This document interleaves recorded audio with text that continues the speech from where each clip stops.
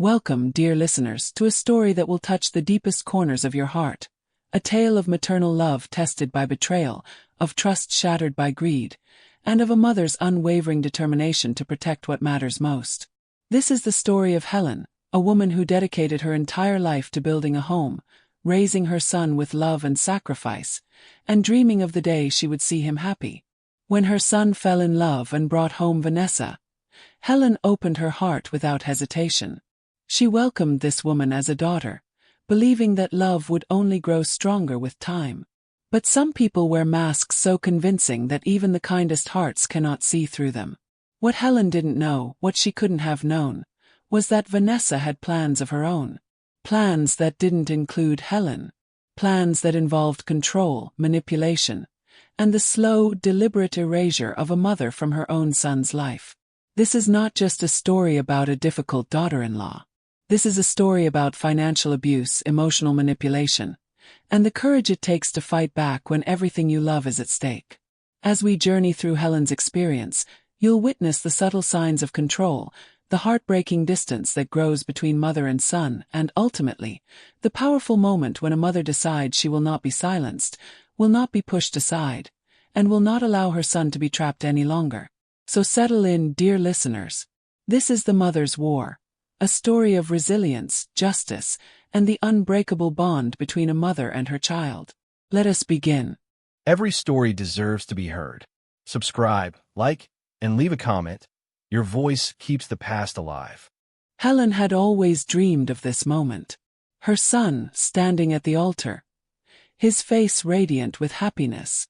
She sat in the front pew of the small chapel, tissues already clutched in her hand, watching as the love of his life walked down the aisle toward him. Vanessa was beautiful, there was no denying that. Elegant, poised, with a smile that seemed to light up the entire room. Helen had met Vanessa only 6 months before. The courtship had been swift, perhaps too swift, but Helen had attributed that to young love. Her son was 32, old enough to know his own heart, and he seemed genuinely smitten. Vanessa was charming during their meetings. Always polite, always gracious, always saying the right things. She laughed at Helen's stories, complimented her cooking, and even helped clean up after dinners without being asked. "You've raised an incredible man, Helen," Vanessa had told her one evening, her hand resting gently on Helen's arm. "I promise I'll take good care of him." Those words had melted Helen's heart. What mother wouldn't be touched by such a promise? Helen had given Vanessa her blessing wholeheartedly, even helped with wedding preparations, contributed financially to ensure the young couple could have the celebration they deserved. The ceremony was lovely. As Helen watched them exchange vows, she felt a bittersweet mixture of joy and melancholy. Her baby boy was becoming someone else's partner now. It was the natural order of things, she reminded herself. This was what she had raised him for. To find love, to build his own family, to step into his own life. At the reception, Helen made a toast. She spoke of her son's kindness, his work ethic, his gentle spirit. She welcomed Vanessa into their family with open arms and genuine warmth. "I'm not losing a son," she said, her voice catching slightly. "I'm gaining a daughter." Vanessa smiled brilliantly and raised her glass. The guests applauded. Everything seemed perfect. But perfection, as Helen would soon learn, can be the most dangerous illusion of all. The changes began within days. Small things at first, so subtle that Helen almost missed them. When she called her son the day after they returned from their honeymoon, Vanessa answered his phone. This wasn't unusual in itself. Couples often shared phones casually. But there was something in Vanessa's tone that made Helen pause. "Oh, Helen, he's resting right now. He's exhausted from the trip. I'll have him call you back later." The words were polite enough, but they carried an undertone of dismissal that Helen couldn't quite place. Her son did call back several hours later. "Sorry, Mom. I was sleeping. How are you?" They chatted briefly, but Helen noticed he seemed distracted, hurried. When she suggested coming over for dinner that weekend, he hesitated. "Let me check with Vanessa about our schedule and get back to you." "Check with Vanessa." The phrase echoed in Helen's mind after they hung up. Her son had always been considerate, yes, but this felt different. He had never needed permission before to see his own mother. The following week, Helen stopped by their apartment with a casserole. She had been cooking for her son since he moved into his first college apartment. Bringing food was her love language. She knocked on the door, excited to see them both. Vanessa opened the door, and for just a moment, before her expression smoothed into politeness, Helen saw something flash across her face. Annoyance. Anger. "Helen, we weren't expecting you." The emphasis on expecting was slight but unmistakable. "I know, dear. I just made too much food and thought you two could use a home-cooked meal." Helen held up the dish, smiling. Vanessa didn't move to take it or invite her in. Instead, she glanced over her shoulder into the apartment. "That's very thoughtful, but we actually have plans this evening. Maybe next time you could call first." Helen felt as if she'd been slapped. Call first. This was her son's home. She had helped him move in. She had never needed an appointment before. "Of course," Helen managed, her smile faltering. "I should have called. Here, please take this anyway." She held out the casserole, and Vanessa finally took it with a brief "thank you" before closing the door. Helen stood in the hallway for a moment, staring at the closed door, trying to process what had just happened. She told herself she was overreacting. Vanessa was right, she should have called. They were newlyweds. They needed their privacy and space. But the seed of doubt had been planted. Over the following weeks, the pattern became clearer. Every interaction with her son now seemed filtered through Vanessa. When Helen called, Vanessa often answered first. When Helen suggested visits, the response was always, "Let us check our schedule." When Helen made plans with just her son, lunch, a movie, anything, Vanessa somehow ended up being included or the plans would be quietly cancelled. At a family dinner Helen hosted, she watched the dynamic between them carefully. Her son started to tell a story from his childhood, and Vanessa placed her hand on his arm, gently steering the conversation elsewhere. When Helen asked him about work, Vanessa answered for him. When dessert was served, Vanessa mentioned his diet and suggested he skip the cake, and he did, despite Helen knowing it was his favorite. The most chilling moment came when Helen called one evening. It was late, around 9:30. And she had been watching a television show that reminded her of something funny from her son's childhood. She wanted to share the memory. Vanessa answered, and her voice was ice. "Don't call at night anymore." The line went dead. Helen stared at her phone in disbelief. 3 words. 3 cold, commanding words that drew a boundary as solid as a wall. This wasn't a request. It was an order. A few seconds later her son texted, "Sorry, Mom. I'll explain later." But he never did. Helen waited for days, then a week, for that explanation. Never came. When she finally saw her son again, at another family gathering, she gently brought it up. "Honey, about the other night." "Mom, it's fine. We just need some boundaries, okay? Vanessa thinks it's important for our marriage." Vanessa thinks. Not we think. Not I think. Vanessa thinks. Helen looked at her son's face and saw something that broke her heart. Exhaustion.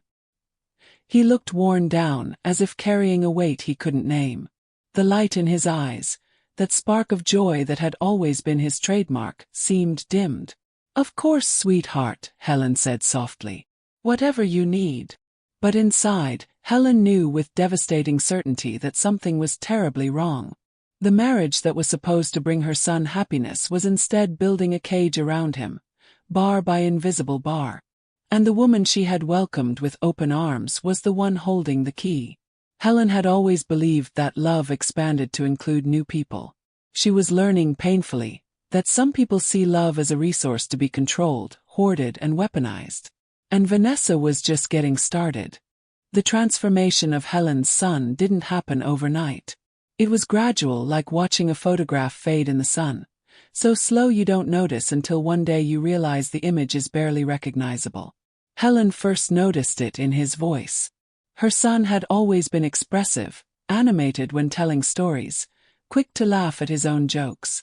But now, when they spoke on the increasingly rare phone calls, His responses were measured, careful. He spoke in shorter sentences. He paused before answering simple questions, as if mentally checking whether his answer would be acceptable to someone listening nearby. "How was your weekend, honey?" Helen would ask. It was good. We stayed home mostly. Did you watch that game you were excited about?" Another pause. "No, we did other things." "Like what?" "Just things." "How are you doing, Mom?" The deflection, the vagueness, the way he would turn questions back on her to avoid revealing anything about his own life. It was like talking to a stranger who was pretending to be her son, hitting the right notes but somehow playing the wrong melody. The next thing Helen noticed was his appearance. Her son had always taken pride in how he looked, not vain but put together. He liked colorful shirts. He wore his favorite watch that Helen had given him for his college graduation, and he kept his hair in a style that suited him. But at Thanksgiving dinner, 6 months after the wedding, Helen barely recognized him. He arrived wearing a dark, conservative suit that looked expensive but completely unlike anything he would have chosen himself. The watch was gone. His hair was cut severely short. Even the way he carried himself was different. Stiffer, more formal, less comfortable in his own skin. "You look very sharp," Helen said, hugging him, trying to find something positive to say while her heart sank. "Vanessa thought it was time I updated my wardrobe," he explained, not quite meeting her eyes. "More professional." "Professional for what?" Helen wanted to ask. He worked in IT at a small firm where most people wore jeans and hoodies. But she bit her tongue. She was learning that questioning Vanessa's decisions was a fast track to arguments she couldn't win. During that Thanksgiving dinner, Helen observed something that chilled her to the bone. She asked her son to pass the salt, and before he could move, he glanced at Vanessa. Just a quick flick of his eyes, seeking permission or approval for something as trivial as passing a shaker across the table. Vanessa gave an almost imperceptible nod, and only then did he reach for it. It happened again when Helen offered him seconds of his favorite stuffing. He looked at Vanessa. She shook her head slightly. "He's watching his portions," she said smoothly, smiling at Helen as if this were a perfectly normal interaction. Helen's son, who was neither overweight nor particularly concerned with dieting, sat with his half-empty plate while everyone else enjoyed their meal. He didn't protest. He didn't argue. He simply accepted it. Later, when Helen tried to give him a tin of cookies to take home, something she had done every holiday since he moved out, Vanessa intercepted them. "Oh, Helen, that's so sweet, but we're really trying to keep the apartment minimalist. We don't have room for extras." No room for a small tin of cookies in a 2-bedroom apartment. The excuse was absurd, but Helen's son said nothing. He just stood there, looking at the floor, his hands in his pockets. "I understand," Helen said quietly, placing the tin back on her counter. She watched her son's face and saw something flicker there. Regret? Sadness. It was gone before she could name it. The most disturbing change was the apologizing. Her son had always been polite and considerate, but now he apologized constantly, obsessively, for things that required no apology. "Sorry I didn't call back sooner, Mom. Sorry we can't make it to dinner this week. Sorry I have to go now. Sorry, Vanessa needs me to help with something. Sorry. Each apology felt like a tiny wound, and Helen collected them all, watching them pile up into an undeniable pattern. This was not the behavior of a happy newlywed. This was the behavior of someone walking on eggshells, someone who had learned that any misstep came with consequences. Helen tried to create opportunities to see her son alone. She suggested lunch, just the two of them, a monthly tradition they had maintained even after he moved out years ago. "I'd love to, Mom, but Vanessa and I do everything together now. It's better for our relationship." Better for their relationship. Since when did a healthy relationship require joint attendance at every single event, including a casual lunch with a parent? She tried inviting just him to help her with some repairs around the house. He had always enjoyed fixing things, and it gave them time to talk and bond. "Vanessa thinks we should hire someone for that, Mom." She doesn't want me overextending myself. Vanessa thinks. Always Vanessa thinks. The breaking point came on his birthday. Helen had planned a small celebration, just family. She had baked his favorite cake, the same recipe she had made every year since he was 5 years old. Chocolate with raspberry filling and cream cheese frosting. She had invited him and Vanessa 2 weeks in advance. The day before his birthday, she received a text. "Sorry, Mom. Vanessa planned a surprise trip for my birthday. We're leaving tomorrow morning. Maybe we can celebrate when we get back." No phone call. No conversation. Just a text message canceling decades of tradition. Helen sat in her kitchen, looking at the cake she had already baked, and allowed herself to cry. Not just for the missed celebration, but for what it represented. Her son's birthday had always been their special day. A day to remember the moment she became a mother, the moment her whole world changed. And now even that was being taken from her. When they finally did meet up, 2 weeks after his birthday, Helen brought the cake anyway. It was in the freezer, so it had kept well. She thought maybe they could still mark the occasion. Her son's face lit up when he saw it. "Mom, you made my cake." For just a moment, he looked like himself again, like the boy who used to sneak frosting with his finger when he thought she wasn't looking. But then Vanessa said, "Oh, that's so thoughtful, Helen. But we actually ordered a cake from that new bakery downtown. It's in the car. Maybe you could save this for another time." Helen watched the light drain from her son's face. He nodded. "Yeah, Mom. Thanks, anyway." He didn't take a slice. He didn't ask to take it home. He just turned away, and Helen saw his shoulders slump just slightly, as if under invisible weight. That night, alone in her house, Helen realized what she was witnessing. This wasn't just a controlling spouse. This wasn't just an adjustment period for a new marriage. This was systematic, deliberate. Vanessa was methodically cutting the ties that bound her son to his previous life, to his mother, to his own identity. Every tradition broken, every boundary moved, every choice redirected, every connection weakened. And her son, her kind, gentle, intelligent son, was being erased piece by piece, replaced with someone quiet and compliant and fearful. Helen looked at the birthday cake sitting on her counter and made a decision.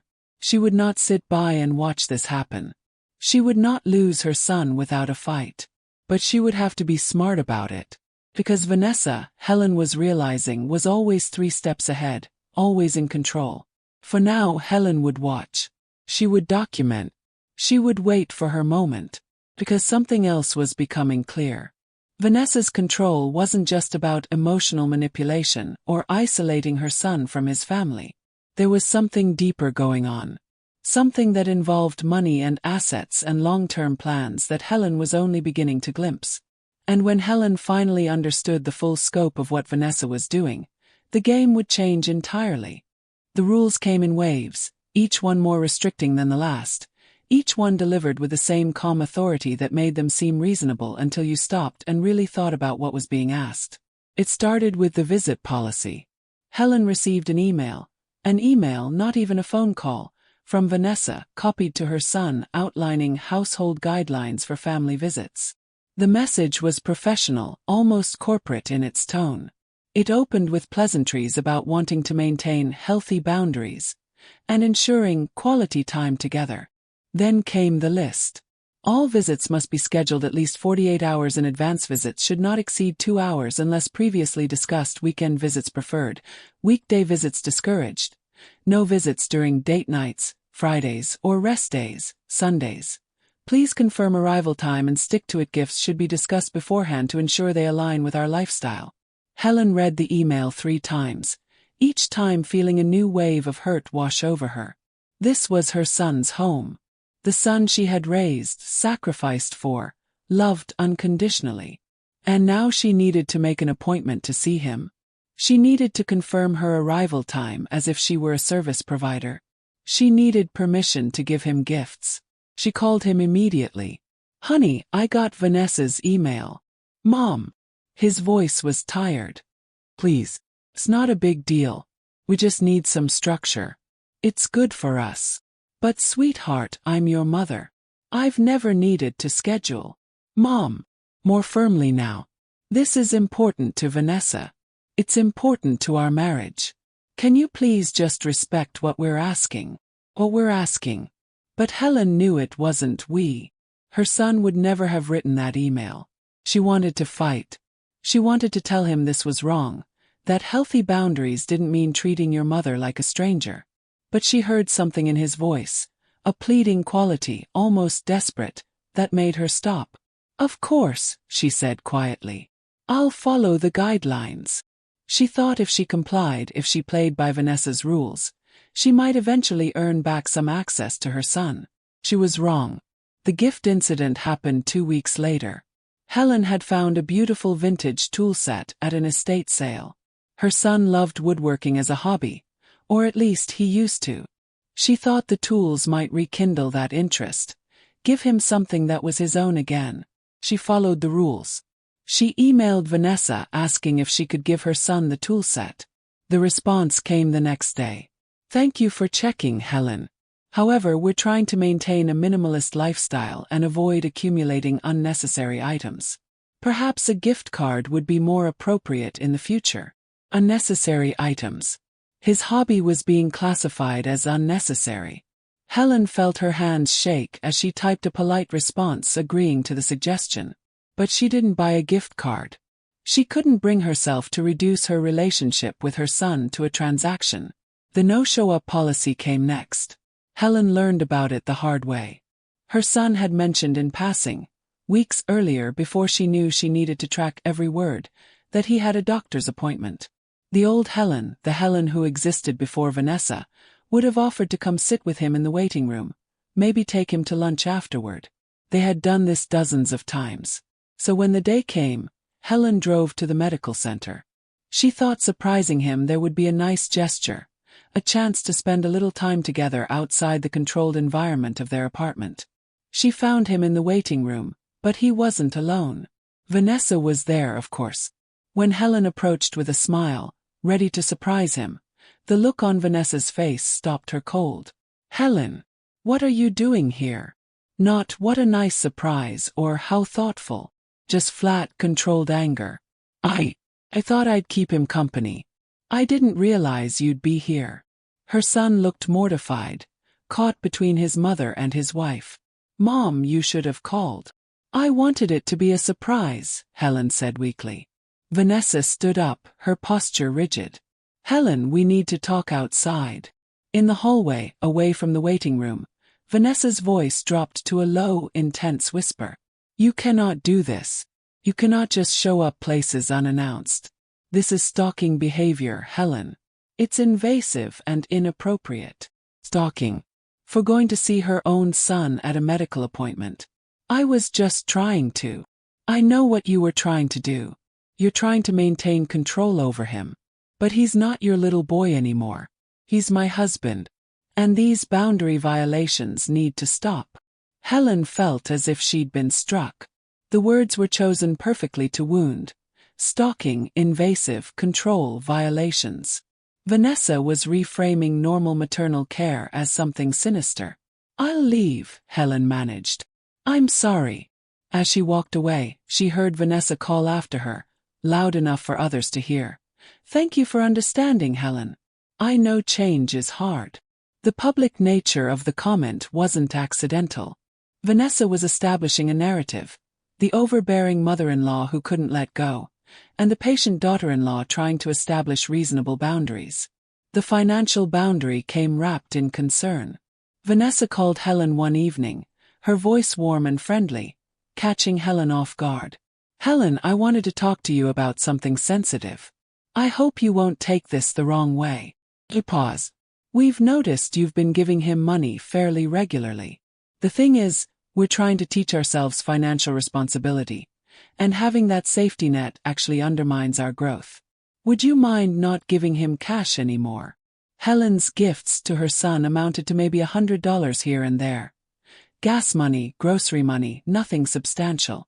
But Vanessa made it sound like Helen was funding a dependent child. I just want to help when things are tight, Helen explained. And that's so generous of you. but it creates an unhealthy dynamic. We need to stand on our own feet. I'm sure you understand. Helen understood perfectly. Vanessa was closing off every avenue of connection, even financial ones. Every gesture of love was being reclassified as interference. The holidays brought the most painful boundary of all. Helen had hosted Christmas for 30 years. It was tradition, sacred and unquestioned. Her home filled with family, food, laughter and love. Her son had never missed a Christmas at home. In October, Vanessa sent another email. We've decided to start our own holiday traditions this year. We'll be staying home for Christmas. We hope you understand this is an important step for our marriage. Helen stared at the screen, feeling her world tilt. Christmas. They were taking Christmas. She called her son, breaking her own promise not to put him in the middle. Sweetheart, please. Christmas has always been at my house. Can't we please? Mom, stop. His voice cracked. Just stop. I can't do this anymore. I can't keep being torn between you two. Vanessa is my wife. Have to choose her. I have to choose her. The words echoed in Helen's mind long after they hung up. Not, I want to. Not, I've decided to. Have to. Christmas morning, Helen sat alone in her decorated house, looking at the empty dining table that should have been filled with family. She had cooked anyway out of habit. The food sat untouched. Her phone buzzed once. A text from her son. Merry Christmas, Mom. Sorry. Always sorry. Never, I'll fix this. Never, I'll come over. Just sorry. Helen realized then that she wasn't just losing access to her son. She was losing him entirely. Each boundary was another brick in the wall being built between them. And soon that wall would be so high, so thick, that she wouldn't be able to reach him at all. But what Helen didn't know yet, what she wouldn't discover for several more months, was that these boundaries served a purpose beyond simple control. They weren't just about isolating her son emotionally. They were about isolating him legally and financially. They were about ensuring that when Vanessa made her final move, there would be no one close enough to her son to notice what was happening. No one to warn him. No one to protect him. The boundaries weren't walls to keep Helen out. They were walls to keep her son in. And Helen, standing in her empty house on Christmas Day, finally understood that she was dealing with something far more calculated and dangerous than she had ever imagined. This wasn't about marriage adjustment or personality conflicts. This was about power, money, and complete control. And Helen was going to need proof before she could do anything about it. There's a particular kind of grief that comes from watching someone you love vanish while they're still alive. Helen experienced that grief daily, a constant ache that settled into her chest and never quite left. The weekly phone calls became bi-weekly, then monthly, then sporadic. Helen would wait by her phone on days she knew her son used to call, maintaining a routine he had long since abandoned. When the calls did come, they were brief, superficial conversations that skimmed the surface of real connection without ever diving beneath. How are you doing, honey? Good, Mom. Busy with work. What have you been up to? Not much. Just the usual. I miss you. Miss you too, Mom. Should go. Vanessa and I have plans. Always plans. Always somewhere else to be. Always someone else who needed him more. Helen tried texting instead. At least texts didn't require the same level of immediate engagement. She could send little messages throughout the week. Funny memes she thought he'd like, articles about his interests, photos of the garden he used to help her maintain. First he responded. Brief messages, sometimes just an emoji, but it was something. Then the responses slowed. Her texts would show read, but receive no reply. She'd send 3 or 4 messages before getting a single response. Sorry, been busy. Talk soon. Helen learned to read the silence. Each unreturned message was a measure of how far he'd drifted from her orbit.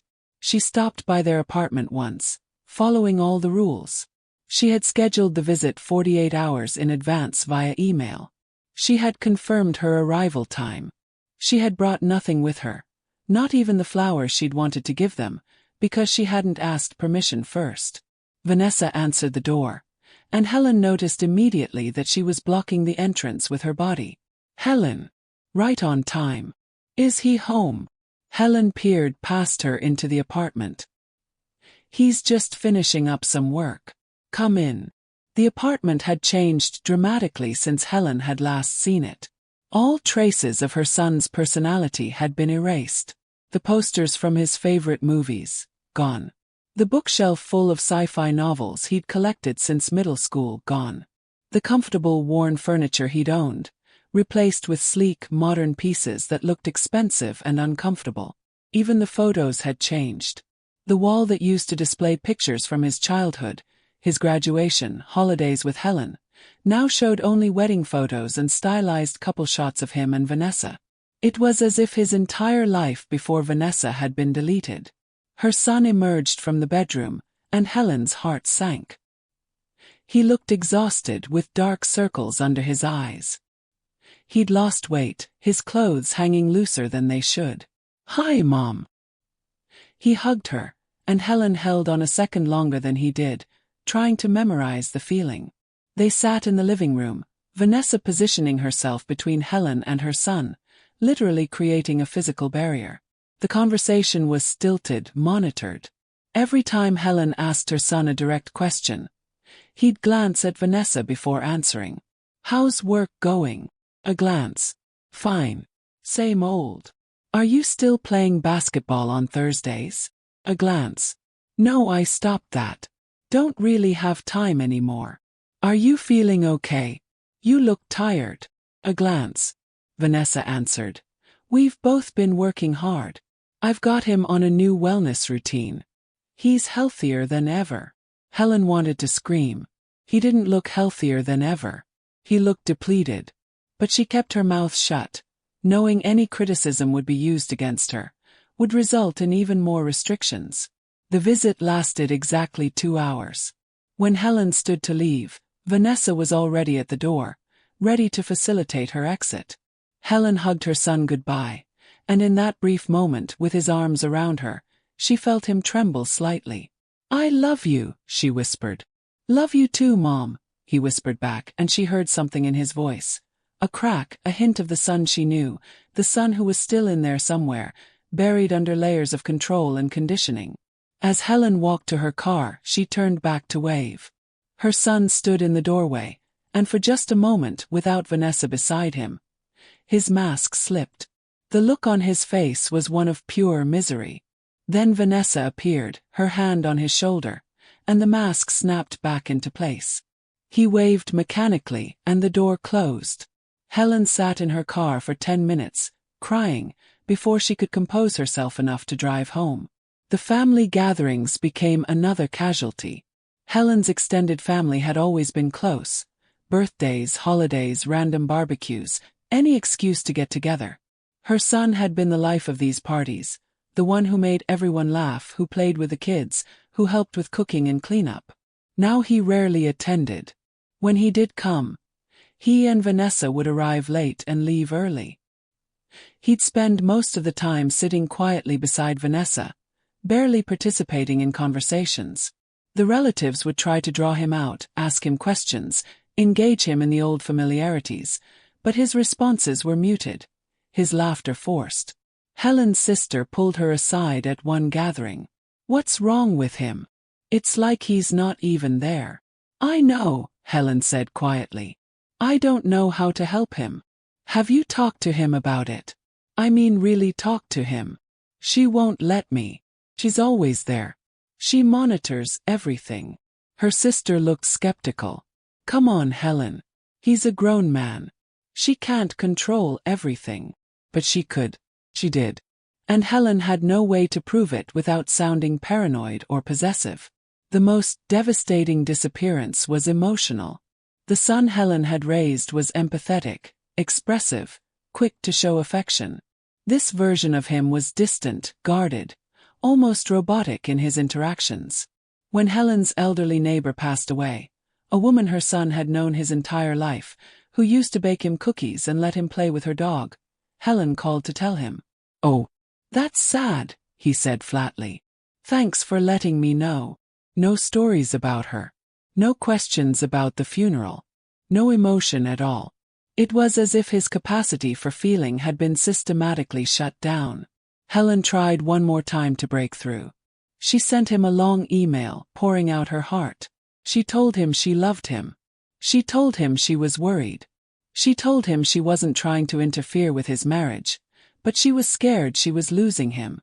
She told him no matter what, she would always be there. She asked him to call her. Just the two of them just to talk. The response came from Vanessa's email address. Helen, your son received your email. We've discussed it, and we feel you're projecting your own anxieties onto our relationship. He's perfectly happy and healthy. Your constant worry is actually creating stress for him. Perhaps it would be best if we all took some space for a while. We'll reach out when we're ready to reconnect. They wanted space. From his mother. Helen stared at the email, reading it over and over. We've discussed it. We feel. Our relationship. As if her son had no individual thoughts. No separate existence from Vanessa. And the kicker. We'll reach out when we're ready. The complete reversal of how family relationships work. She couldn't reach out to him. She had to wait for them to reach out to her. Helen didn't respond to the email. What could she say? She had been backed into a corner where any action she took would be labeled as intrusive, any concern would be dismissed as anxiety, any attempt to connect would be seen as harassment. So she waited. Days turned into weeks. Weeks turned into months. Her phone stayed silent except for automated messages and spam calls. Her inbox remained empty of any messages from her son. The calendar pages turned, marking holidays and birthdays that passed without celebration. Helen's house, which had always been filled with the comings and goings of family, became quiet. The spare room where her son used to stay when he visited remained untouched, frozen in time. His high school soccer trophy still sat on the shelf. His favorite blanket was still folded at the foot of the bed. She was living in a mausoleum of memories, waiting for a son who might never return. Friends would ask, "How's your son doing?" And Helen would smile and say, "He's good. Busy with married life." Because what else could she say? I've lost him to someone who's erasing everything he used to be. People didn't understand that kind of loss. They couldn't see the invisible chains. At night, Helen would lie awake and replay moments from his childhood. His first day of school. His first bike without training wheels. The time he broke his arm and she sat with him in the emergency room all night. The way he used to hug her before bed, even as a teenager, and say, "Love you, Mom." All of it felt like a different lifetime. Different son. A different Helen. She wondered if this was how it would end. Not with a fight or a dramatic confrontation, but with a slow fade to nothing. Just silence and distance and eventually, the acceptance that he was gone. But Helen wasn't ready to accept that yet. Because despite everything, despite all the disappointments and rejections and unanswered messages, she knew something was deeply wrong. This wasn't natural. This wasn't just a son growing up and away. This was something else. Something darker. Something intentional. And Helen, sitting alone in her quiet house, decided that silence wasn't acceptance. It was strategy. If Vanessa wanted space, Helen would give her space. But Helen would also use that space to watch, to observe, to gather information. Because somewhere in all of this, there had to be a reason. A motive beyond simple control. And Helen was beginning to suspect that motive was financial. The disappearance of her son wasn't the end of the story. It was the beginning of Helen's investigation. The breakthrough came from an unexpected source. A bank statement that wasn't meant for Helen's eyes.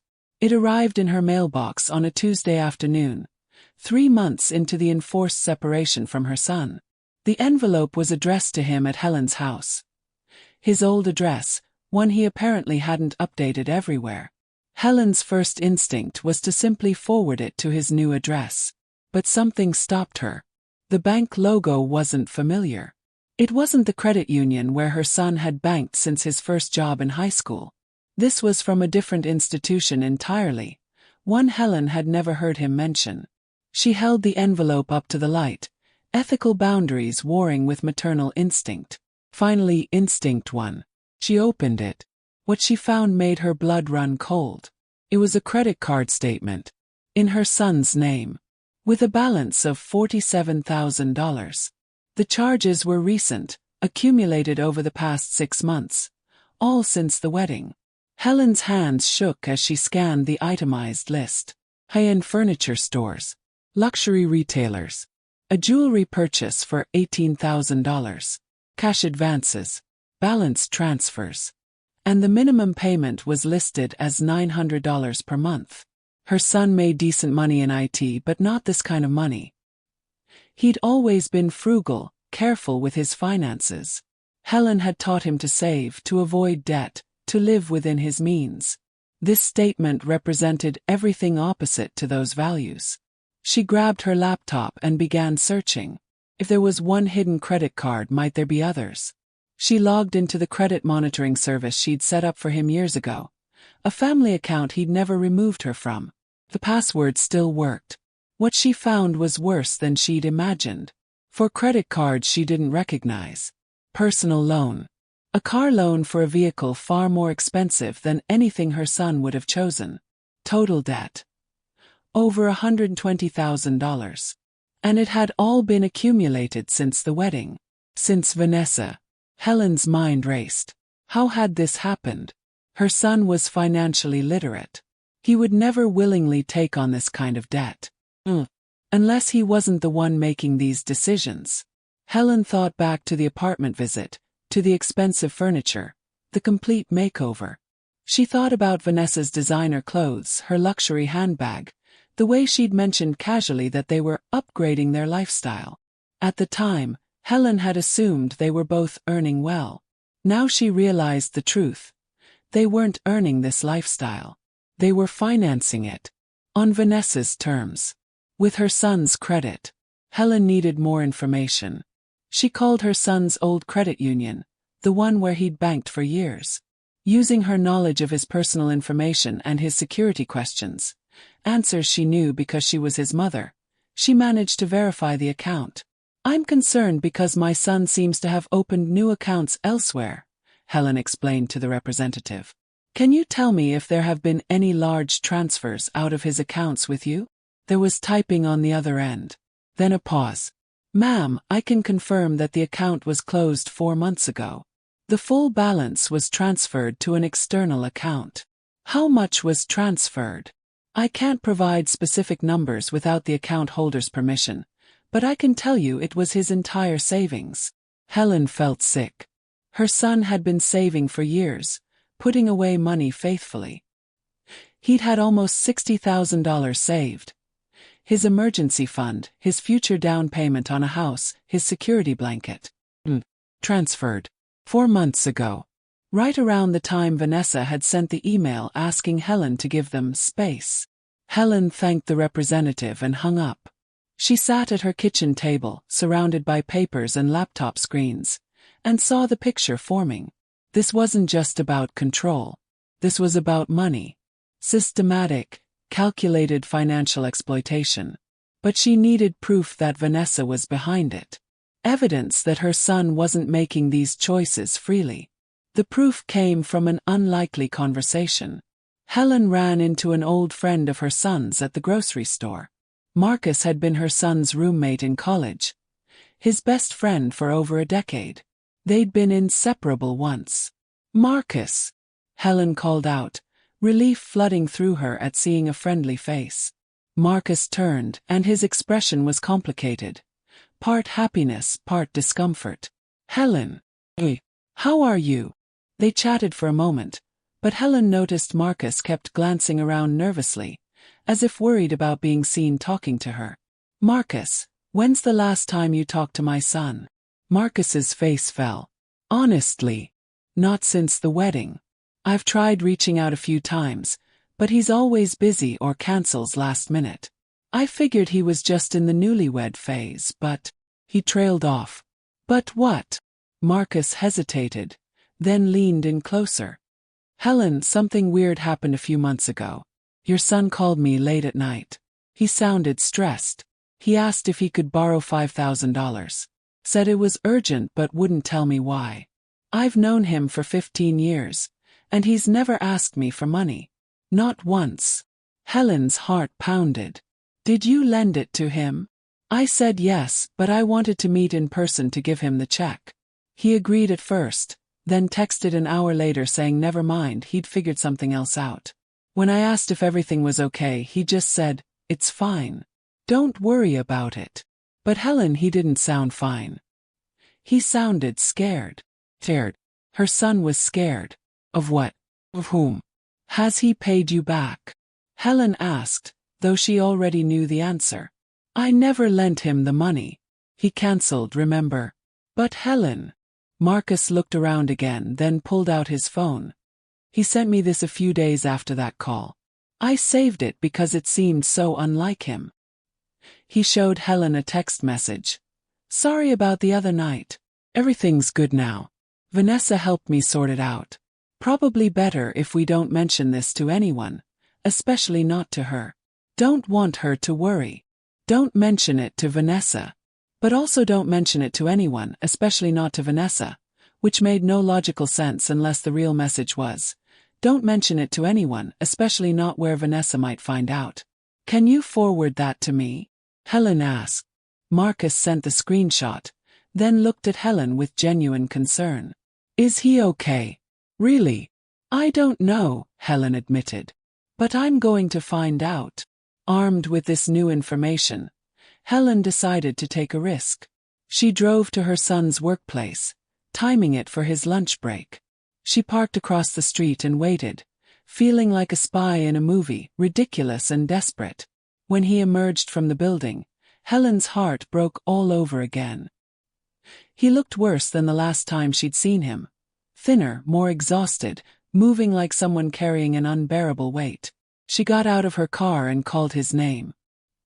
He turned, and the look on his face was pure panic. Mom, what are you doing here? I need to talk to you, please. 5 minutes. He glanced at his phone, then around the street, as if expecting Vanessa to materialize from thin air. Mom, I can't.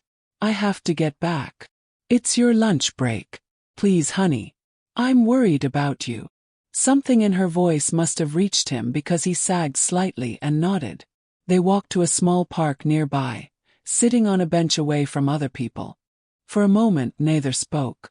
Then Helen took his hand, he didn't pull away, and said gently, Sweetheart, I know about the debt. He went rigid. What? The credit cards. The loans. The savings account that's been emptied. I know. His face went through a series of emotions. Shock, fear, shame, then resignation. It's none of your business, Mom. You're my son. Your well-being is absolutely my business. That much debt, accumulated that quickly, that's not normal. That's not you. You don't understand. Vanessa has a vision for our life. She knows how things should be. We're investing in our future. With credit cards. With loans you can't afford. Sweetheart, you're drowning. We're fine. Vanessa has it under control. She manages everything. I just have to trust her. Do you trust her? Helen asked quietly. The question hung in the air between them. Her son opened his mouth to answer, then closed it. His eyes filled with tears that he blinked back furiously. I have to, he whispered. I signed the papers. Open the accounts. It's all in my name. If anything goes wrong. He stopped, as if realizing he'd said too much. If anything goes wrong, you're the one who'll be responsible, Helen finished. She's protected herself. All the debt is yours. He pulled his hand away from hers. You're twisting things. Making her sound like a villain. She's my wife. She loves me. This is just how modern marriages work. Shared finances, shared decisions. But they're not shared, are they? She makes the decisions. You just sign the papers. I need to go. He stood up abruptly. Don't come to my work again, Mom. Please. Just give us space. Like we asked. He walked away quickly, not looking back. Helen sat on the bench, watching him disappear around the corner, and felt both despair and determination. Despair because her son was trapped deeper than she'd thought. But determination because now she knew the truth. This wasn't just about emotional control. This was financial abuse. Systematic and calculated. Vanessa was building a financial house of cards in her son's name, and when it collapsed, and it would collapse, debts like that always did, her son would be left holding all the liability while Vanessa walked away clean. That evening, Helen made a decision. She contacted a lawyer who specialized in family law and financial fraud. She brought all the documentation she'd gathered, the bank statements, the credit reports, the text messages from Marcus, everything. The lawyer, a woman in her 50s named Patricia, listened carefully and took notes. When Helen finished, Patricia sat back and sighed. "This is a difficult situation," she said carefully. "Your son is an adult. The accounts are in his name. Without his cooperation, there's very little we can do legally. But she's manipulating him. I believe you. But proving financial coercion is incredibly difficult, especially in a marriage. We'd need evidence that she forged his signature, or that he was mentally incapacitated when signing, or that there was explicit fraud. Right now, what you're describing could be argued as a couple making joint decisions about their finances, even if those decisions are unwise." Helen's heart sank. "So I can't do anything?" Patricia leaned forward. "I didn't say that. What I said is we can't do anything legally. What we need is more evidence. Documentation of the pattern of control. Proof that she's acting against his interests and that he's not making free choices. Do you have access to any joint communications? Emails? Text messages?" Helen shook her head. "Then that's what you need. You need to document everything. Every interaction, every suspicious transaction, every sign of financial abuse. Build a case. And when you have enough evidence, or when your son is ready to cooperate, we'll have something to work with." Helen left the lawyer's office with a plan. She would watch, document, and gather evidence. She would be patient and strategic. And when the time came, she would be ready. Because Helen now understood the full scope of what was happening. Vanessa wasn't just isolating her son emotionally. She was setting him up for financial ruin, creating a situation where he'd be desperate, trapped, and completely dependent on her. And somewhere in Vanessa's grand plan was Helen's house. Helen's assets. Everything Helen had worked her entire life to build. Vanessa wanted it all. And she was using Helen's own son as the tool to get it. But Vanessa had made one critical mistake. She'd underestimated a mother's love and a mother's determination to protect her child. The game had changed. Helen was no longer playing defense. She was gathering her ammunition. And when she had enough, she would strike. The full truth revealed itself on a Saturday afternoon in the most unexpected way. Through a friendship that Vanessa didn't know existed. Helen had been documenting everything for 3 months. She kept detailed notes of every strange financial transaction she could track, every cancelled plan, every sign that her son was not in control of his own life. But she still didn't have the smoking gun, the clear evidence that Vanessa was orchestrating all of it for her own gain. That evidence arrived via Jennifer, her son's co-worker. Jennifer reached out to Helen through Facebook with a message that began, "You don't know me, but I work with your son and I think you need to know what's going on." They met at a coffee shop far from both their homes, away from anywhere Vanessa might have eyes. Jennifer was a woman in her 30s, professional and clearly uncomfortable with the conversation she was about to have. "I want to start by saying your son is a good guy," Jennifer began. "We've worked together for 2 years, and he's always been kind, competent, easy to work with. But about 6 months ago, things started changing." "How so?" Helen asked, her hands wrapped around a coffee cup for warmth, though the day wasn't cold. "He started making mistakes, missing deadlines, seeming distracted.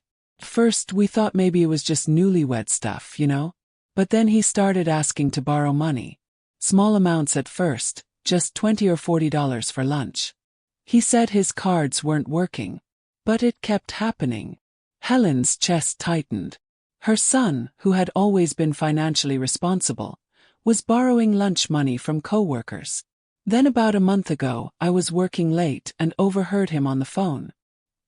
He was in one of the conference rooms, and I don't think he knew anyone was still in the office. He was crying, Helen. Actual crying. And he was talking to someone, I assumed his wife, saying something like, "I don't understand how we spent that much. Can you show me the receipts? Please, I just want to see where it's going."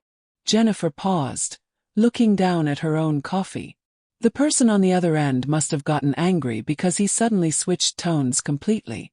Started apologizing, saying, "You're right, I'm sorry, I shouldn't question you. Trust you. I know you're handling everything." He sounded scared, like a child who'd been scolded. Helen felt tears prick her eyes. This was her worst fear confirmed. Her son wasn't just going along with Vanessa's plans. He was trapped, frightened, and unable to question her without consequences. "There's more," Jennifer continued. "Yesterday, I stayed late again to finish a project. Your son had left his desk in a hurry. Vanessa called and said she needed him home immediately for some emergency. In his rush, he left a document on the printer. I grabbed it to put on his desk so it wouldn't get mixed up with other papers." Jennifer pulled out her phone and showed Helen a photograph. "I took a picture because I thought you might need to see this." The document was a financial planning spreadsheet. But it wasn't a normal budget.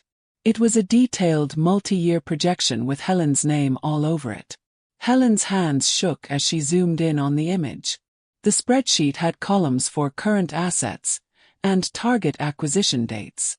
Under her son's name, current assets minimal, projected assets substantial, but only after inheritance event or property transfer. Under Helen's name, house valued at $485,000, estimated liquidation date, projected net proceeds after sale. There were notes in the margins, written in a neat hand that was definitely not her son's. Convince him mother should downsize. Health concerns as leverage. Assisted living narrative. Helen felt the room spin. This wasn't just about controlling her son or running up debt in his name. This was about positioning him to inherit Helen's assets, and then taking those assets for herself. "There's a tab labeled Strategy Timeline," Jennifer said quietly, swiping to another screenshot. "I think you need to see it." The timeline was chilling in its calculation. Phase 1. Complete, establish control over subjects' finances and relationships. Phase 2. In progress, create financial pressure requiring external assets. Phase 3. 6 to 12 months, initiate conversation about mother's living situation. Phase 4. Facilitate property transfer or inheritance acceleration. Phase 5. Liquidate and relocate. Inheritance acceleration, Helen whispered. "What does that mean?" Jennifer looked uncomfortable. "I don't know for sure. But Helen, there's a note at the bottom of the page. It says, Mother's age and isolation work in our favor. Natural timeline 10 to 15 years too long. Explore options for expediting." The implications of that phrase hung in the air between them. Expediting inheritance. Accelerating the natural timeline. Helen felt cold dread settle into her bones. "Why are you showing me this?" Helen asked. "You barely know me. You could get in trouble at work." Jennifer met her eyes. "Because your son is a good person who's being destroyed by someone evil. And because if I had a mother, I'd want someone to warn her. What Vanessa's doing isn't just wrong, it's criminal. And that note about expediting." She shook her head. "That scared me enough to take the risk." Helen left the coffee shop with Jennifer's number and a promise to keep each other updated. She drove home in a daze, her mind processing the magnitude of what she'd learned. This had been Vanessa's plan from the beginning. Marry the son of a widow with assets. Isolate him from his mother. Create financial desperation. Then position him to access his inheritance, by any means necessary. The expediting comment suggested Vanessa wasn't content to wait for nature to take its course. Helen wasn't just dealing with a controlling daughter-in-law. She was dealing with someone who saw her as an obstacle to be removed. Someone who had systematically planned not just the destruction of Helen's relationship with her son, but potentially the end of Helen's life itself. That night, Helen couldn't sleep. She lay in bed, replaying every interaction with Vanessa, seeing them all now through a different lens. The boundaries, the isolation, the financial manipulation. Every piece had been part of a larger strategy. And her son was the unwitting weapon being used against her. 3 a.m, Helen got up and went to her computer. She uploaded Jennifer's photos to a secure cloud storage. She documented everything, every concerning interaction, every financial irregularity, every sign of her son's deterioration. She organized it all into a coherent timeline that told a clear story of systematic abuse and potential criminal intent. Then she sent it all to Patricia, her lawyer, with a subject line: Urgent, evidence of financial abuse and potential threat. Patricia called her first thing Monday morning. Helen, this is serious. This is really serious. If these documents are genuine, we're not just talking about financial coercion. That notation about expediting inheritance, that could be interpreted as conspiracy to commit fraud at minimum, and at worst. Well, we need to involve authorities. My son will never forgive me if I go to the police, Helen said. He'll think I'm trying to destroy his marriage. Helen, this document suggests your daughter-in-law may be planning to harm you. We can't ignore that. I'm not ignoring it. But I need to handle this carefully. If we come at this too hard, too fast, Vanessa will lawyer up and my son will defend her. He's too deep in her control. We need to extract him first, then deal with her. Patricia was silent for a moment. What are you proposing? I'm proposing we set a trap. We use what she wants against her. We make her think she's winning and we document everything. Then, when we have irrefutable evidence, we present it all at once, to my son, to the authorities, to anyone who needs to see it.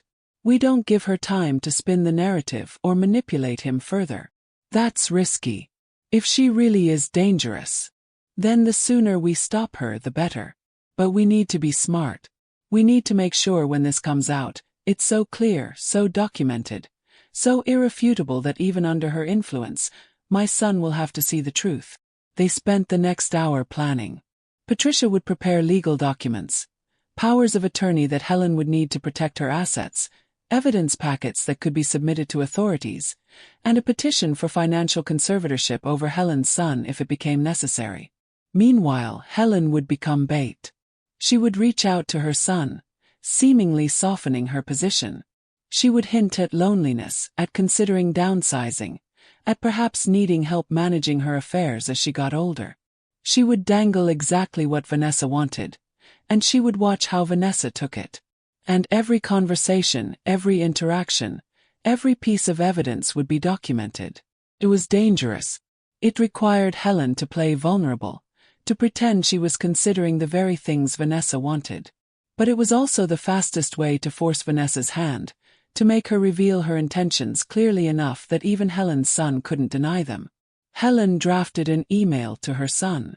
She read it over a dozen times, making sure the tone was right, reconciliatory without being suspicious, open without being accusatory. Dear sweetheart, I've been doing a lot of thinking during this time apart, and I realize I may have been holding on too tightly. You're building your own life with Vanessa, and I need to respect that. The truth is, this house is getting to be a lot for me to manage alone. I've been thinking about what my next chapter looks like. Maybe it's time to simplify, downsize, think about my own future. I'd like to talk to you about it if you're willing. Not to burden you, but because you're my son and I value your input. Perhaps we could have coffee sometime. Just the two of us, or with Vanessa if she'd like to join. Miss you. Love you. I hope we can find our way back to each other. Love, Mom. She hit send before she could second-guess herself. The response came within an hour. Not from her son, but from Vanessa. Helen, how wonderful to hear from you. We'd love to meet and discuss your plans. We've been talking about your situation and have some thoughts that might be helpful. How about dinner at our place this Friday? We'll cook. Looking forward to reconnecting. Vanessa, and your son. Helen stared at the email. The speed of the response. the immediate interest in discussing her plans. The way Vanessa had inserted herself as the primary correspondent, even adding her son's name in parentheses like an afterthought. Patricia had been right. This was serious. Vanessa had been waiting for exactly this opening. Helen typed her response. "Friday works perfectly. See you then." She clicked send and sat back in her chair. The trap was set. Vanessa thought she was reeling in her prey. She didn't realize the prey had teeth. And Helen was about to show her exactly how sharp those teeth could be. Friday was 5 days away. 5 days to prepare. 5 days to steel herself for the performance of her lifetime. Because Helen would walk into that apartment playing the role of a lonely, confused elderly woman considering her options. And she would walk out with enough evidence to destroy Vanessa's plans completely. The game had entered its final phase. And Helen was playing to win. Helen spent the next 5 days preparing for battle, though to anyone watching, she appeared to be preparing for nothing more than a simple dinner with her son. She purchased a small recording device, no bigger than a pen, that Patricia had recommended. It was voice-activated and could record for hours. She practiced wearing it clipped to her clothing where it would be invisible but would pick up conversations clearly. She also installed a recording app on her phone and learned how to activate it discreetly. In many states, she'd need consent to record, but Patricia had confirmed that in their jurisdiction, one-party consent was legal. Helen was that one party. Everything said in her presence could be documented.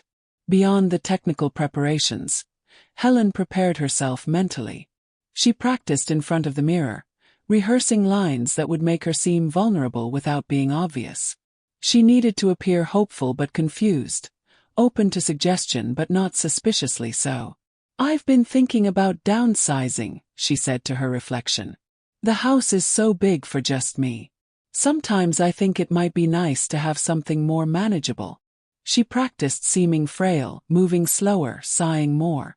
Felt dishonest, manipulative even. But then she thought about that spreadsheet, inheritance acceleration, expediting, and her resolve hardened. If Vanessa wanted to see her as an aging woman past her prime, Helen would give her that vision. Right up until she pulled the mask off. Patricia called her Wednesday to go over the plan once more. "Remember, your goal is to get Vanessa talking about her plans. The more specific she is, the better. If she mentions anything about your house, your assets, any timeline, that's gold. But don't push too hard. Let her think she's in control. What if my son is there the whole time? What if I can't get her to say anything incriminating?" Then we moved to phase 2. But Helen, based on that spreadsheet, Vanessa is confident. Confident people get cocky. They reveal more than they should because they think they've already won. Give her rope. Let her hang herself with it. Friday arrived gray and cold, matching Helen's mood. She dressed carefully. Comfortable clothes that made her look slightly smaller, older. She put on minimal makeup. She wanted to look tired, worn down by time and loneliness. She needed Vanessa to see exactly what she expected to see. A mark, an obstacle soon to be removed. The recording device was secure in her cardigan pocket. Her phone was fully charged. She had told Patricia she would check in immediately after the dinner. If Patricia didn't hear from her within an hour of the expected end time, she was to call, and if Helen didn't answer, to involve authorities. "I'm being paranoid," Helen had said when they arranged this safety protocol. "You're being smart," Patricia had corrected. "That spreadsheet mentioned expediting your timeline. Until we know what that means, we treat this as a potential threat." Helen drove to her son's apartment, her hands steady on the wheel despite her racing heart. This might be her only chance to get the evidence she needed. She couldn't waste it. Vanessa opened the door with a smile that didn't reach her eyes. "Helen, come in, come in. You look well." The apartment smelled of cooking, garlic and herbs. Soft music played from hidden speakers. The lighting was dim, intimate. It was all very carefully staged, Helen realized. This wasn't just dinner. This was a performance, and Vanessa was directing every detail. "Where's?" Helen started to ask, but her son emerged from the kitchen before she could finish. "Mom!" He hugged her, and Helen held on tight, trying to communicate wordlessly. "I'm here for you, I'm trying to save you, please hold on." When he pulled back, she studied his face. He looked marginally better than the last time she'd seen him. Still too thin, still tired, but there was a brightness in his eyes that worried her. Desperation, maybe. Or hope. They sat down to dinner, and the conversation was surprisingly normal at first. They talked about the weather, about local news, about nothing of consequence. Helen played her part, seeming to enjoy the meal, complimenting Vanessa's cooking, making small talk with her son about his work. It was Vanessa who eventually steered the conversation where Helen had known she would. "So, Helen, your email mentioned you've been thinking about downsizing. Tell us more about that." Helen set down her fork and sighed, a gesture she'd practiced. "Well, the house is just so much to maintain. The yard, the repairs, all the rooms I never use anymore. Sometimes I think, what's the point? It's just me rattling around in all that space." She saw the look that passed between Vanessa and her son. Vanessa's eyes bright with interest, her son's expression concerned but also relieved. "Have you thought about what you might want to do instead?" Vanessa asked, her tone casual, but her body language leaning forward, engaged. "I don't know. Maybe a condo. Something smaller, easier. Or one of those senior communities." Helen made her voice uncertain, seeking guidance. "Senior communities can be wonderful," Vanessa said smoothly. "Built-in social networks, no maintenance worries. Have you looked into any locally?" "Not yet. It all feels so overwhelming. I don't even know where to start." Helen looked at her son. "I was hoping maybe you could help me. Look at some options." "I trust your judgment, sweetheart." Before he could respond, Vanessa jumped in. "We'd love to help. Actually, we've been talking about your situation quite a bit, haven't we, honey?" Helen's son nodded, but he looked uncomfortable. "We just want you to be happy, Mom. Whatever you decide. The thing is," Vanessa continued, "timing might be important. The real estate market right now is very favorable for sellers. If you're considering this anyway, it might make sense to act sooner rather than later. Lock in these good prices." Helen's pulse quickened. This was it. Vanessa showing her hand. "Really? You think I should sell soon?"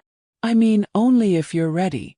But yes, from a purely financial standpoint, now would be smart. And honestly, Helen, speaking candidly." Vanessa reached across the table and patted Helen's hand in a gesture that was probably meant to seem caring but felt predatory. "You're not getting any younger. These decisions don't get easier with time. Better to handle it while you're still sharp and capable." While you're still sharp. The implication being that this window wouldn't last. That Helen's mental faculties would deteriorate. It was a subtle push toward urgency, wrapped in false concern. "I suppose you're right," Helen said slowly. "But where would I even go? How do I figure this all out?" "We can help with all of it," Vanessa said quickly. Too quickly. "In fact, we've already done some preliminary research, just to have information ready if you ever needed it. There are some wonderful assisted living facilities in the area. Nice places, full services, very comfortable. Assisted living. Not senior communities. Not condos. Assisted living. The kind of place for people who couldn't live independently. The kind of place that would require signing over financial powers, that would remove Helen from any control over her own assets." Helen's son shifted uncomfortably. "Vanessa, Mom's not ready for assisted living. She's perfectly capable of." "Of course she is," Vanessa interrupted smoothly. "Right now. I'm just saying it's an option to consider. For down the road. For peace of mind." She turned back to Helen. "The nice thing about planning ahead is you'd have your choice of facilities. If you wait until there's an emergency, you take whatever has availability." "An emergency? What kind of emergency was Vanessa envisioning?" "That makes sense," Helen said carefully. "But my house, the proceeds from the sale, that would be enough to pay for these places?" "Oh, absolutely. Your house is worth quite a bit.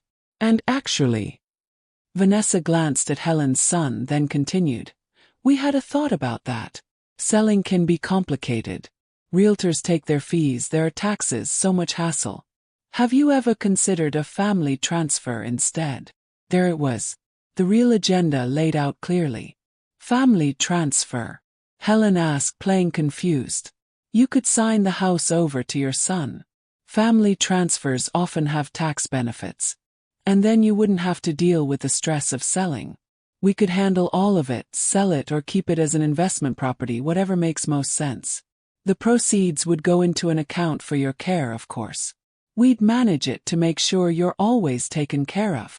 They'd manage it, meaning Vanessa would control it. Helen's life savings, her only major asset, would be signed over to her son, who was already under Vanessa's complete control. Helen's son looked distinctly uncomfortable now. Vanessa, we talked about bringing this up gently. I am being gentle, Vanessa said, a hint of irritation breaking through her careful facade. Your mother is smart. She can handle a straightforward conversation about her future. Can't you, Helen? Helen nodded slowly, as if processing. I suppose.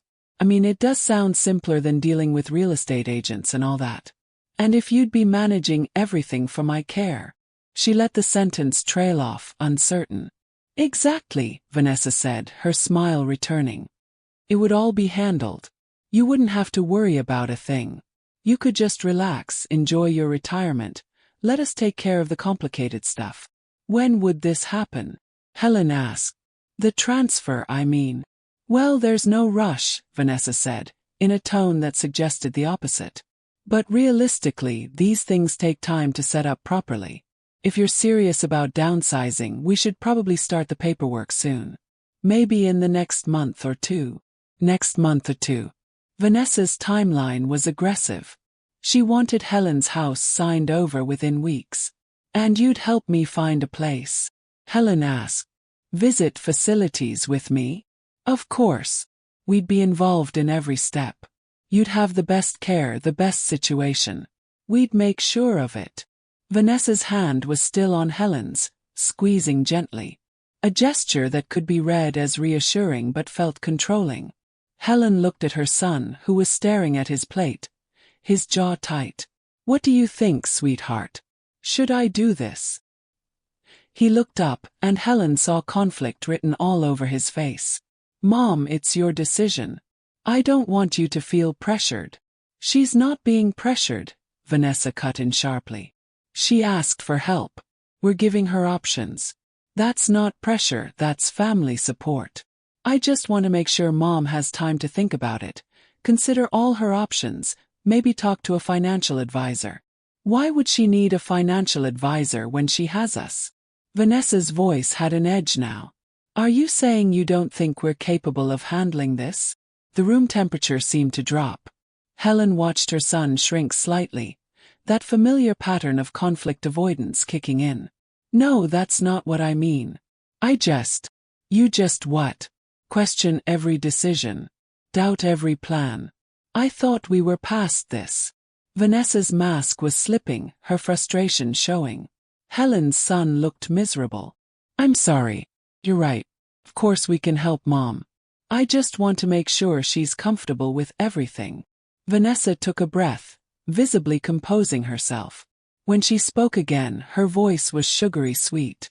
Of course. We all want that. Helen, why don't you take some time to think about it? But maybe not too long. Like I said, the market is good right now, and these opportunities don't last forever. The implication was clear. Act now or lose out. Classic pressure sales tactics, applied to Helen's life and assets. I'll think about it, Helen said softly. It's a lot to consider. Absolutely. Take your time. A few days should be enough to make a decision like this, don't you think? Vanessa's smile was bright, but her eyes were calculating. They finished dinner with lighter conversation, but the tension remained. When Helen prepared to leave, her son walked her to the door while Vanessa cleaned up in the kitchen. In the hallway, away from Vanessa's direct line of sight, Helen took her son's hand. Are you okay? She whispered. Really okay? He looked at her, and for just a moment, his mask cracked completely. Mom, He glanced back toward the apartment, fear flashing across his face. I'm fine. Just tired. Work's been crazy. Sweetheart, if you need help. I don't. Everything's good. Great, actually. This thing with the house, it would really help us out. Help you out too.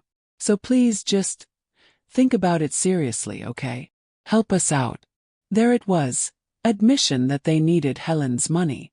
But coming from her son's lips, it sounded like genuine concern for her well-being, not the calculated extraction Vanessa was planning. Helen hugged him tight. I love you. No matter what happens, I love you. I love you too, Mom. His voice cracked slightly. She left the building and walked to her car, her hands shaking as she unlocked it. She sat in the driver's seat for a moment, then reached for her phone. The recording device in her pocket had captured everything. Every word of Vanessa's pitch, every uncomfortable moment, every flash of her true nature when she thought she was winning. Helen called Patricia. I got it. All of it. Her whole plan on recording. What did she say? Helen summarized the dinner conversation. The push for assisted living, the family transfer suggestion, the aggressive timeline, the way Vanessa had controlled the conversation and shut down Helen's son when he tried to slow things down. That's good, Patricia said. That's very good. Combined with the spreadsheet and the financial records, we're building a solid case.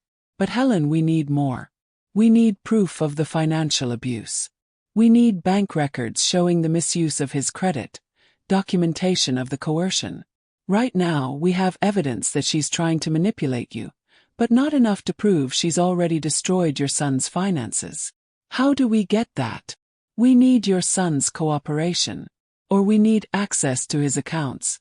Is there any way you could get him to give you access? Even temporarily. Helen thought back to the look in her son's eyes in the hallway. The crack in his facade. The moment of vulnerability. I might be able to, she said slowly. He looked scared tonight. Really scared. I think part of him knows he's in trouble. If I could get him alone, really alone, I might be able to reach him. Then that's our next move. Get him alone. Show him what we've found. Help him see what she's doing to him. If we can break through her control even for a moment, get him to access his own records and see the damage, that might be the wake-up call he needs. They ended the call, and Helen drove home slowly, her mind working through possibilities. How could she get her son alone? Vanessa monitored everything. His phone, his schedule, his every movement. The answer came to her as she pulled into her driveway. She needed to create an emergency. Something urgent enough that even Vanessa couldn't refuse. Something that would require her son's immediate presence, but wouldn't seem suspicious. Helen went inside and began planning the final phase of her counterattack. She had the evidence of Vanessa's intentions. Now she needed evidence of the damage already done, and she needed her son to see it himself. The trap was still closing, but it was bigger than Vanessa realized. It wasn't just going to catch Vanessa. It was going to free Helen's son. Helen spent the weekend crafting her approach. On Monday morning she sent her son a text. Sweetheart, I need your help with something urgent at the house. A pipe burst in the basement and I don't know what to do. Can you come over? No. Please. The response came quickly. On my way. 20 minutes later, Helen heard his car pull up. She met him at the door, looking appropriately distressed. Thank you for coming so fast. I didn't know who else to call. He followed her inside, looking around for the emergency. Where's the leak? There isn't one, Helen said quietly, closing the door behind him. I'm sorry for lying, but I needed to see you alone. Please just give me 10 minutes. That's all I ask. His face showed a mixture of frustration and resignation. Mom, if Vanessa finds out I came here without telling her, then don't tell her. Sweetheart, please. 10 minutes. I have something you need to see. He glanced at his phone, clearly torn. Finally he nodded. 10 minutes. Helen led him to the dining room where she had laid out everything. The credit card statements, the bank records, the spreadsheet Jennifer had photographed. The timeline of financial destruction laid out in clear, undeniable detail. "What is this?" he asked, but his voice was weak. He knew what it was. "This is what's been happening to your finances. Over 120,000 in debt, accumulated in less than a year. Your savings gone.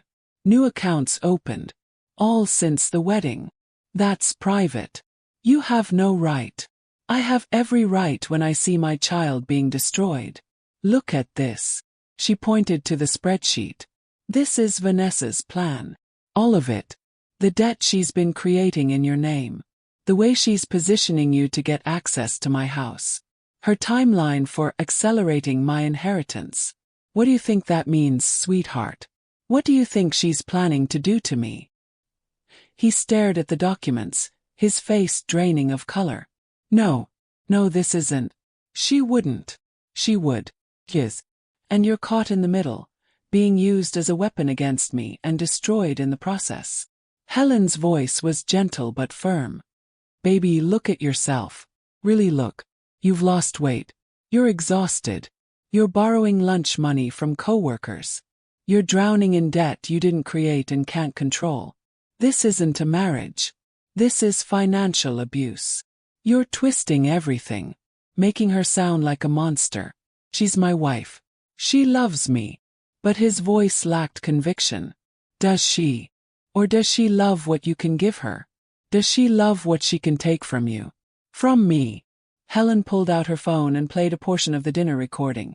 Vanessa's voice clear and calculated, talking about getting the house signed over, about moving Helen into assisted living, about managing all the proceeds.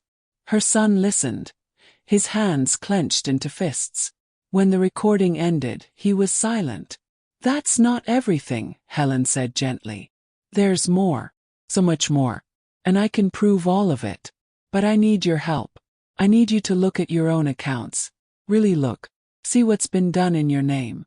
And then we need to stop her before she destroys both of us." He stood abruptly, pacing the room. "I can't. If I go against her, if I question her, she'll..." He stopped himself. "She'll what?" Helen asked softly. His eyes filled with tears. "She'll leave. She'll take everything and leave, and I'll be left with all this debt and no way to pay it, and everyone will know I failed. Everyone will know I was stupid enough to let this happen." "Oh, sweetheart." Helen stood and hugged him as he finally broke down, sobbing against her shoulder like he hadn't since he was a child. "You're not stupid. You're a victim. She's an expert manipulator. This is what she does. But you don't have to let her keep doing it." They sat together for a long time, Helen holding her son as he cried out months of fear and stress and suppressed knowledge. When he finally calmed, she made him tea and they sat at the table together. "What do I do?" he asked finally, his voice hoarse. "First you look. You access your accounts and you see the full picture. Then we take it to my lawyer. We build a case. We protect your credit. We separate yourself from her legally and financially before she can do any more damage. And we make sure she faces consequences for what she's done. She'll fight back. She'll say I'm lying, that I knew about everything, that I was part of it. Let her try. We have documentation. We have recordings. We have witnesses. And we have the truth." Helen took his hand. "I'm not going to let you drown, baby. I'm your mother. Saving you is what I do." He looked at her, and Helen saw something she hadn't seen in months. Hope. "Okay," he whispered. "Okay. Show me what to do." They spent the next 2 hours going through everything. Helen's son logged into his accounts, seeing for the first time the full scope of what had been done. With each new revelation, his shock deepened. "I didn't sign up for half of these cards," he said, staring at the screen. "My signature. That's not even my signature on some of these applications." "That's fraud," Helen said quietly. "She forged your signature. That's a crime." He pulled up emails, finding correspondence between Vanessa and various financial institutions. In some, she was clearly pretending to be him. In others, she was responding to questions about accounts he didn't know existed. The most damning evidence came from a shared folder on his laptop, one Vanessa clearly didn't realize he could access. Inside were detailed files, the spreadsheet Jennifer had found, plus dozens more. Plans for liquidating Helen's house. Research on elder care facilities. Not the nice ones she'd mentioned, but budget institutions with complaints and violations. Estimates for how much money would be left after necessary expenses. And there, in a document titled Contingency Plans, was a section that made Helen's blood run cold. If subject's mother becomes obstacle, accelerate timeline. Options. Medical intervention, institutional placement, trust manipulation. Final option. Natural causes must appear natural. Helen's son read it 3 times, his face gray. She was planning to hurt you. Actually hurt you. Yes, Helen said simply. But she's not going to get the chance. Because we're going to stop her. Today. Right now. She called Patricia, who conference called in a detective she'd been consulting with. They walked Helen's son through everything, documenting it all, taking his statements, securing evidence. By the end of the day they had enough. Enough for criminal charges. Enough for restraining orders. Enough to ensure Vanessa would never get near Helen or her son again. What happens now? Helen's son asked, looking exhausted but clearer-eyed than he'd been in months. Now, Patricia said, we set the final trap. We invite Vanessa to a meeting. We let her think she's getting what she wants. And then we show her exactly what we have. We give her one choice. Leave quietly, agree to legal separation, accept fraud charges, and stay away from both of you forever. Or we prosecute everything publicly, and make sure she never scams anyone else again. Will she take it? He asked. She'll take it, Patricia said confidently. People like her always choose self-preservation when they're caught. She'll walk away. Helen's son looked at his mother. I'm sorry. For all of it. For not listening to you. For pushing you away. For. Stop, Helen said gently. You have nothing to apologize for. She did this. Not you. And now we're going to end it. He nodded, and for the first time in almost a year, Helen saw her real son again. Battered, bruised, but still in there. Still salvageable. The counterattack was complete. Now came the final confrontation. And Helen was ready. The meeting was scheduled for Wednesday at 2 p.m., in Patricia's law office. Neutral territory. Professional setting. Witnesses present. Vanessa arrived on time, dressed impeccably as always, her confident smile in place. She thought she was coming to finalize plans for Helen's house transfer. Helen and her son had played their parts perfectly over the past 2 days. Helen sending enthusiastic emails about moving forward with the plan. Her son assuring Vanessa that his mother was ready to sign. Vanessa entered the conference room expecting victory. Instead, she found an ambush. Helen sat at one end of the long table, her lawyer Patricia beside her. Helen's son sat along the side, his expression carefully neutral. Across from them were 2 additional people Vanessa hadn't expected. Detective Morrison from the Financial Crimes Unit, and a lawyer representing the state's interest in potential fraud cases. Vanessa's smile faltered for just a second before she recovered. This is quite a gathering for what I thought would be a simple family discussion. Sit down, Vanessa, Patricia said, her voice cool and professional. This will take some time. Vanessa remained standing, her hand on the back of a chair. I'd prefer to know what this is about first. It's about the systematic financial abuse and fraud you've perpetrated against your husband, Patricia said calmly. It's about the forgery, the identity theft, the coercion, and the conspiracy to commit fraud against his mother. It's about the criminal charges you're about to face unless you do exactly what we tell you to do. Now sit down. The color drained from Vanessa's face, but her recovery was quick. I have no idea what you're talking about. Whatever lies have been told. They're not lies, Helen's son said quietly. He stood and walked to the front of the room, where a laptop was connected to a projector. And I can prove it. What followed was a methodical destruction of Vanessa's carefully constructed facade. Document after document appeared on the screen. Bank statements showing forged signatures. Email correspondence where Vanessa had impersonated her husband. Credit applications with falsified information. The spreadsheet outlining her entire scheme, complete with the chilling notes about accelerating inheritance, and natural causes must appear natural. With each new piece of evidence, Vanessa's expression shifted, from confident to concerned to barely controlled panic. She looked at her husband, her voice taking on a pleading quality. "Baby, you don't understand. I did this for us. For our future. Everything I did was for us." "Everything you did," he replied. His voice steady though Helen could see his hands shaking. "Was for you. You destroyed my credit. You forged my signature. You planned to hurt my mother. There is no us in any of that. I never planned to hurt anyone. That document, that was just brainstorming, contingency planning. It didn't mean anything." "It meant enough to write down," Detective Morrison interjected. "It meant enough to research institutional placement. It meant enough to project timelines and financial outcomes following the death of your mother-in-law." Vanessa spun on him. "You can't prove intent. Those are just notes. Thoughts aren't crimes." "No, but fraud is. Forgery is. Identity theft is. And we have evidence of all three." Patricia pushed a thick folder across the table.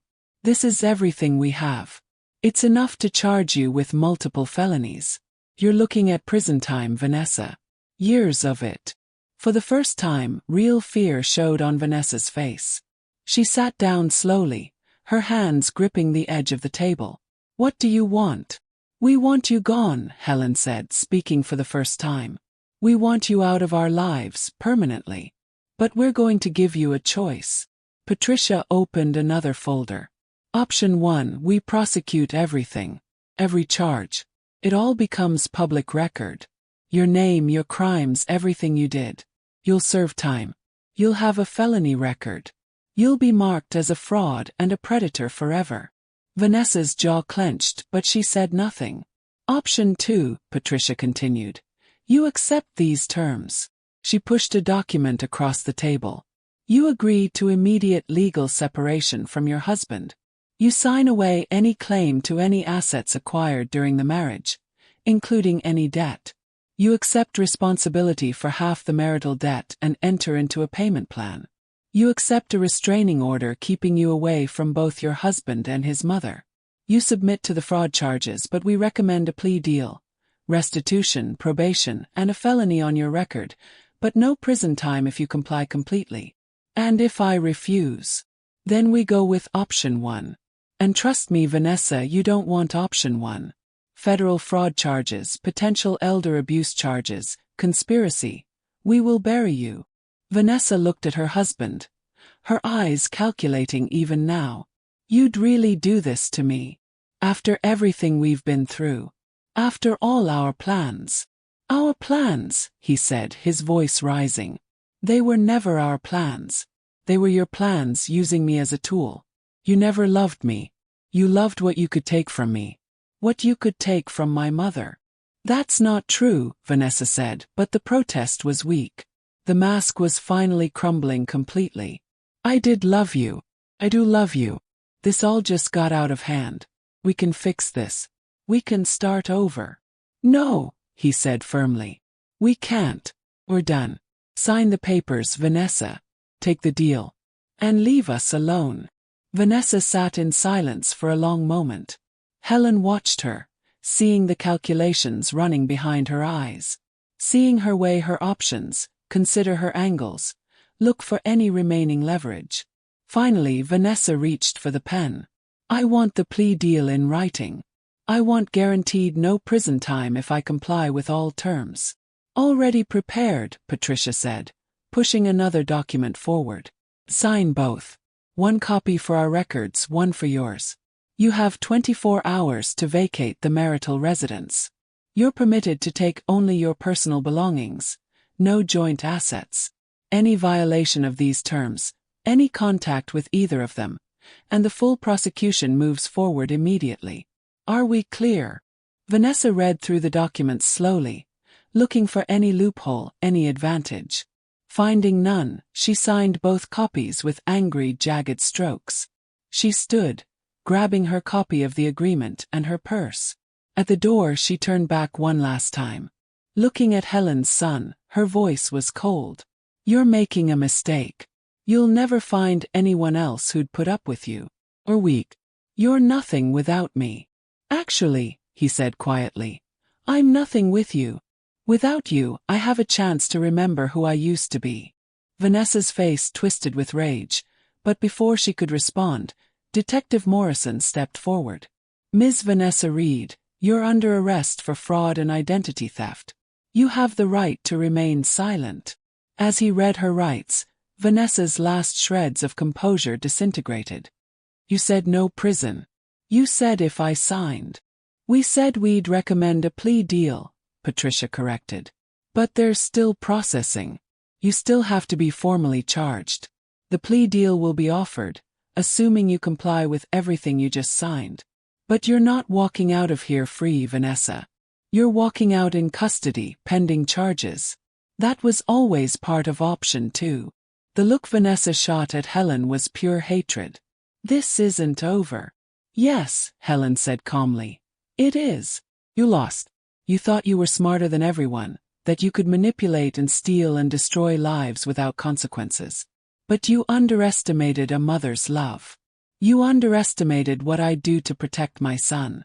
And that was your fatal mistake." Detective Morrison led Vanessa from the room, her protests fading down the hallway. When the door closed behind them, the conference room fell silent.